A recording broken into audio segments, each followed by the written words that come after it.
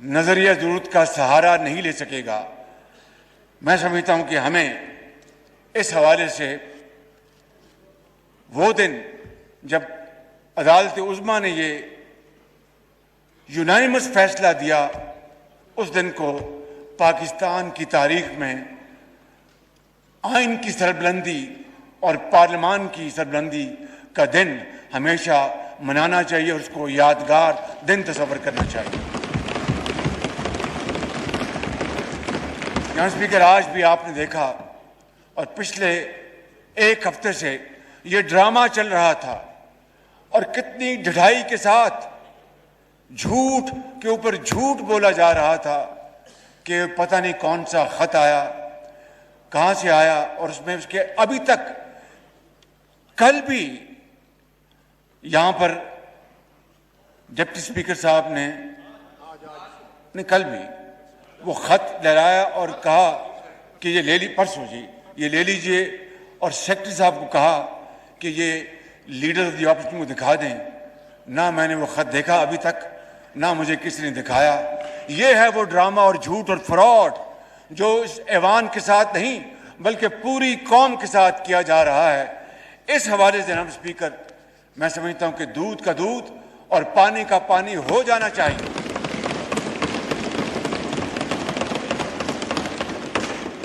میں زیادہ پیچھے نہیں جانا چاہتا۔ حقیقت یہ ہے کہ ویسے تو ہم ملتے رہتے ہیں، لیکن اس حوالے سے پیپلز پارٹی کے زعماء جناب آصف علی زرداری اور چیئرمین بلاول بھٹو صاحب کی میری ملاقات مارچ کے اوائل میں ہوتی ہے۔ یہ 8 تاریخ کا جو فراڈ بیان کرتے ہیں، میری ان سے ملاقات تو اس سے کئی دن پہلے ہوتی ہے، اور ہم نے آپس میں یہ طے کیا کہ ہم انشاءاللہ اس بارے میں مشاورت کر کے فیصلہ کریں گے کہ ووٹ آف نو کانفیڈنس کو ہم آگے لے کے جائیں۔ چنانچہ 3 مارچ کو میاں نواز شریف میرے قائد نے مسلم لیگ نون کی سینٹرل ایگزیکٹو کمیٹی کی میٹنگ کی، پیپلز پارٹی نے اپنے تائیں اپنی میٹنگ کی، اور ہم نے بڑے ڈسکشن کے بعد یہ فیصلہ کیا کہ ہم اس کرپٹ تاریخ کی کرپٹ انکمپٹنٹ لیڈ بیک حکومت کے خلاف ہم ووٹ آف نو کانفیڈنس لے کے آئیں گے۔ پھر ہم پی ڈی ایم میں گئے اور پی ڈی ایم میں اس کا فیصلہ ہوا، اور اس طرح 8 مارچ کو یہ قرارداد جمع کرائی گئی۔ جناب اسپیکر، یہ کہتے ہیں کہ یہ خط 7 مارچ کو آیا۔ جس طرح میں نے حقائق بتائے ہیں کہ ہماری میٹنگز اس سے کئی دن پہلے ہوئیں اور ہمارے فیصلے اس دن کئی دن پہلے ہو چکے تھے، میں سمجھتا ہوں کہ میں اس بات کی مزید تہ میں نہیں جانا چاہتا۔ قوم کو، پورے پاکستان کے 22 کروڑ عوام کو اس بات کا حق حاصل ہے، اس پارلیمان کے آنریبل ممبرز کے ایک ایک ممبر کو اس بات کا پورا حق حاصل ہے کہ وہ جاننا چاہتے ہیں کہ یہ حقیقت ہے کیا، اور اگر یہ جھوٹ ہے جو یقیناً ہے تو پھر اس پارلیمان کے سامنے آنا چاہیے اور پوری دنیا کے سامنے آنا چاہیے، تاکہ یہ بحث اور یہ ڈیبیٹ ہمیشہ کے لیے ختم ہو جائے۔ اس لیے میں آج آپ کی توسط سے اس پارلیمان کی خدمت میں یہ عرض کرنا چاہتا ہوں کہ میں بطور منتخب وزیر اعظم کے پارلیمان کی جو سیکیورٹی کمیٹی ہے، وہاں پہ ان کیمرہ اس کے اوپر کمیٹی کے آنریبل ممبرز کو پوری بریفنگ دی جائے، جس میں مسلح افواج کے تمام سربراہ موجود ہوں، جس میں D G I S I ہو، جس میں ہمارے فارن سیکرٹری ہوں، اور جس میں وہ سفیر ہوں جنہوں نے یہ خط لکھا اور اس کے بعد برسلز اس کی ٹرانسفر ہو گئی۔ میں سمجھتا ہوں کہ ہمیں فی الفور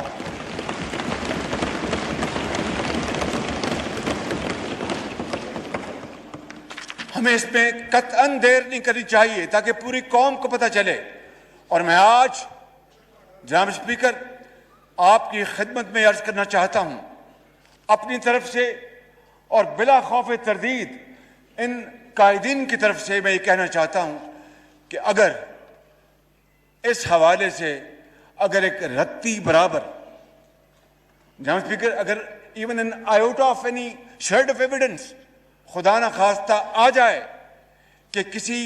ہم کسی بیرونی سازش کا شکار ہوئے یا خدا نخواستہ بیرونی کسی طاقت کے ہمیں وسائل ملے جس طرح کے فورن فنڈنگ میں ثابت ہو چکا ہے، یہ اگر خدا نخواستہ ایک دھیلے کی کہیں یہ ثابت ہو جائے یا ہماری انوالومنٹ ثابت ہو جائے تو میں یہاں پر آپ کو گواہ بنا کر اس خدائے بزرگ و برتر کو گواہ بنا کر یہ کہتا ہوں کہ میں 1 سیکنڈ میں وزارت عظمیٰ سے استعفیٰ دے کے گھر چلا جاؤں گا جناب اسپیکر۔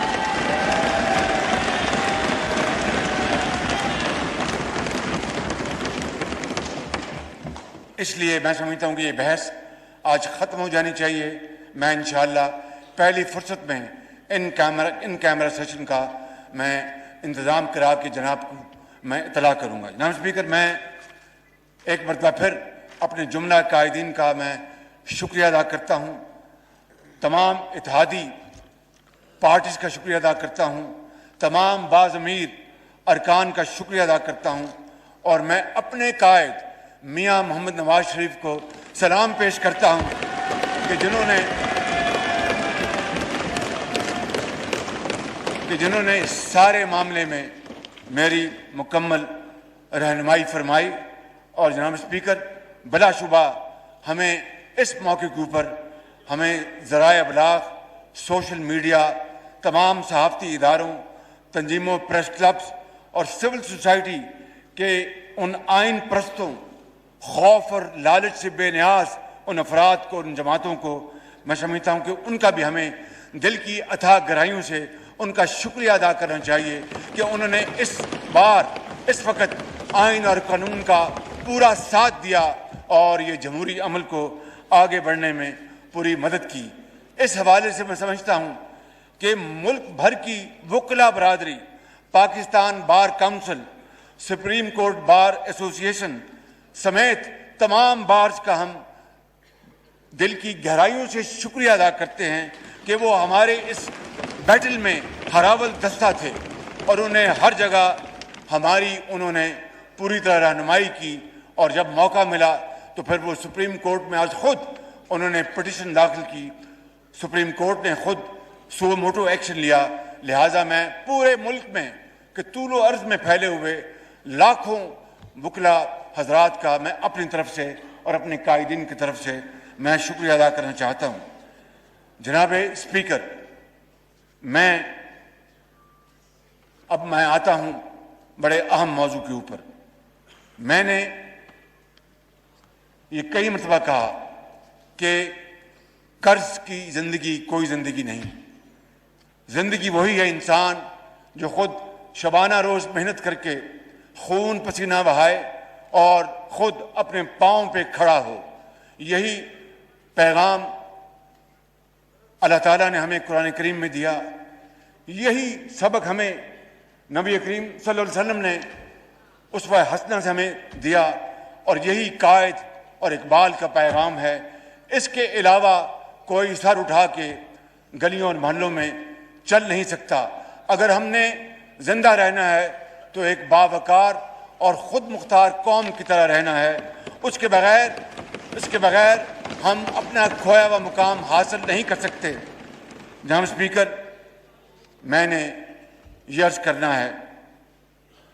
کہ بے شک ان 4 سالوں میں یہ تمام ساتھی، یہ زوماں ان کی بیٹیاں، ہماری بہنیں بیٹیاں جو یہاں بیٹھی ہیں، اور یہ سب یہاں پر لوگ جنہوں نے جیلیں اپنا برداشت کی اور جھوٹے مقدمات یعنی چرس اور بھنگ جیسے جھوٹے مقدمات بنائے گئے، بتائیے کیا کوئی سوچ سکتا تھا کہ خدا داد ملک پاکستان میں اس طرح کی ظلم اور زیادتی اور چیرہ دستی ہوگی؟ مگر یہ ہوا، اور کس کی ناک کے نیچے ہوا،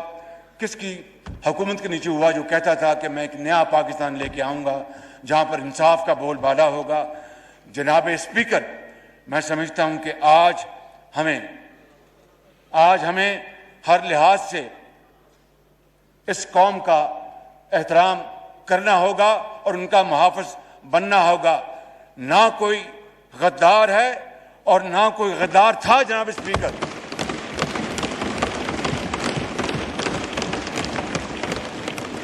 और मेरा मानना है कि अगर हमने इस मुल्क की जमहूरियत को आगे बढ़ाना है, मईशत को आगे बढ़ाना है, तो फिर डेडलॉक नहीं डायलॉग से काम लेना पड़ेगा। फिर जनाब स्पीकर, जख्म को ऊपर मरहम रखना पड़ेगा। फिर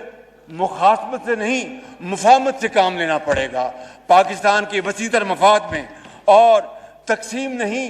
जो मैं समझता हूं कि तफहीम से काम लेना पड़ेगा। यही अब्दी पैगाम इकबाल ने दिया था, यही पैगाम हज़रत कायद आज़म ने दिया था। और जनाब स्पीकर, तब्दीली बातों से नहीं आती। अगर बातों से तब्दीली आनी होती तो 4 साल में तब्दीली की हवा हमें इस दुनिया के सबसे शानदार तरक्की याफ्ता मुल्क में बदल देती। खुदा जाने ये कैसी तब्दीली की हवा चली कि हर चीज़ बर्बाद होकर रह गई, मईशत तबाह हो गई, माशरा तबाह हो गया, और माशरे के अंदर जहर घोल दिया गया, जिसको मैं आपको अर्ज करता हूँ जनाब स्पीकर, अब साल लग जाएंगे उस जहर आलूदा पानी को साफ करने के लिए, कई साल लग जाएंगे, और वो इसके बगैर नहीं होगा कि हम में आपस में इत्तेफाक और इत्तेहाद होगा तो हम दोबारा इस मुल्क को उसके असल मंजिल की तरफ हम लेके जाएंगे। वगरना मैं समझता हूँ कि फिर मुश्किलात, मायूसी खुदा न खास्ता हमारा मुकद्दर होगी। मैं यहाँ पर अर्ज करना चाहता हूँ कि जनाब स्पीकर, हमारी मुल्क की मईशत इस वक्त इंतहाई गंभीर हालात में है, और ये अल्लाह ताला का बेपाया फजल करम है कि कल और आज जो स्टॉक एक्सचेंज और डॉलर के नीचे जाने में और रुपए के ऊपर जाने में उस मालिक का खास कमाल मेहरबानी है, और ये इत्तेफाक और इत्तेहाद इन लीडर्स का है, इन लोगों का है जिन्होंने आज डूबती हुई कश्ती को दोबारा खड़ा करने के लिए अल्लाह ताला ने सहारा दिया है। तो मैं समझता हूँ कि इसके लिए हमें अंत तक मेहनत करना होगा, हमें खून पसीना बहाना होगा। ये मैं अपने छोटे भाई चेयरमैन बिलावल भुट्टो साहब से, मौलाना असद साहब से, और जनाब खालिद सिद्दीकी साहब से, और अपने बहुत मोहतरम भाई जनाब मैंगल साहब से, और जनाब आगे अली नवाज शाह से, उनसे पहले को बैठे हैं, नहीं, अली नवाज शाह साहब बैठे हैं, मक्सी साहब बैठे हैं, मेरे भाई हैदर हूती साहब बैठे हैं, और वो मेरे भाई दावर साहब बैठे हैं, और बुक्टी साहब बैठे हैं, और इनके साथी। मैं समझता हूँ कि मैं इनसे गुजारिश करता हूँ, और बिल्कुल हम में इत्तेफाक है, अगर हमने इस मुल्क की डूबती हुई कश्ती को बचाना है और दरिया के पार लगाना है, तो खुदा की कसम इसके अलावा कोई और नुस्खा कारगर नहीं साबित हो सकता, मां सिवाय इत्तेहाद, इत्तेहाद, इत्तेहाद, मेहनत, मेहनत और मेहनत के।